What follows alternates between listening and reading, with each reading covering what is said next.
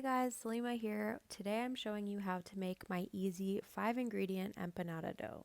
This has been one of the most popular recipes on the blog for a few years now, and for good reason. It's a very simple dough to throw together, and it works great with a variety of different kinds of sweet and savory fillings. To make it, we're going to start with our flour. I'm using 4 cups of all-purpose flour, and we're just going to mix in 1 teaspoon of salt and just mix it until it's evenly combined. You can do this with a spatula or a whisk, it really doesn't matter. And then we're going to take 1/2 cup or 1 stick of butter and melt that down. I like to do this in the microwave, but you could do it on a stovetop. We're going to add that into our flour mixture, as well as 4 egg yolks and 1 cup of water.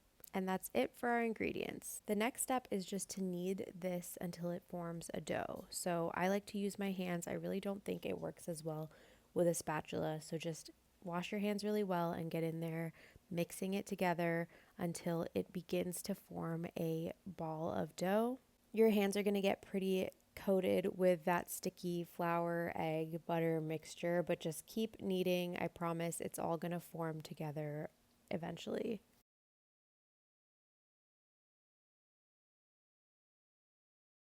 So once the flour is incorporated into those wet ingredients, I like to transfer this onto a flour dusted surface. I do this on my countertop, but you could do it on a wood or plastic cutting board if that's what's available to you. And we're just going to continue to knead this. We really are looking for this to feel like a solid, smooth, consistent ball of dough before we stop kneading. So at this point, I like to get in there with 2 hands and really just work the dough.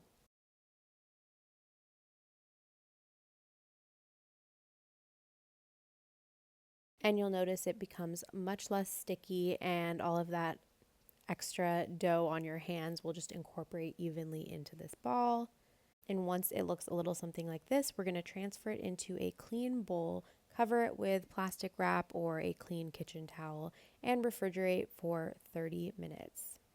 Now, once the dough has refrigerated for those 30 minutes, we're going to again prep a clean surface with flour, transfer our dough onto that surface, and this is where we divide our dough into the individual empanada discs.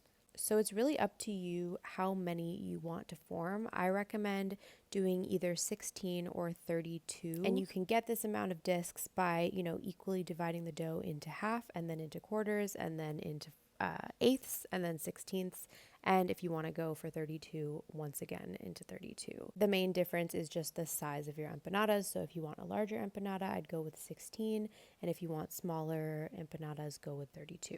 So once you've divided the dough, you can roll them into small balls like this, and then this is where we flatten out our dough balls into those circular disc shapes.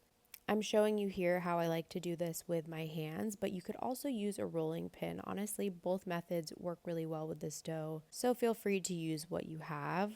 Just make sure to have flour on hand to help dust the surface, and dust your either hands or rolling pin as needed. This is really helpful in just preventing any sticking and with making the dough really easy to work with. So we're going to flatten it out to our desired size. I definitely recommend rolling it out pretty thin because the dough does, puff up when it's being cooked. So once you've rolled out your discs, you can either fill them, and that's what you see me doing here with my classic Puerto Rican picadillo filling, or you can roll out all of your discs and stack them in between pieces of parchment paper and wrap them in plastic wrap and freeze them for later. This is a really great hack if you want to make them ahead of time, just to save yourself some time on the day that you want to actually make your empanadas. Then when you're ready, you can thaw the dough and then fill as desired. So again, we're adding our filling into the center of that disc, and then I like to wet half of the circle with some water before folding the dough over itself. The water just helps to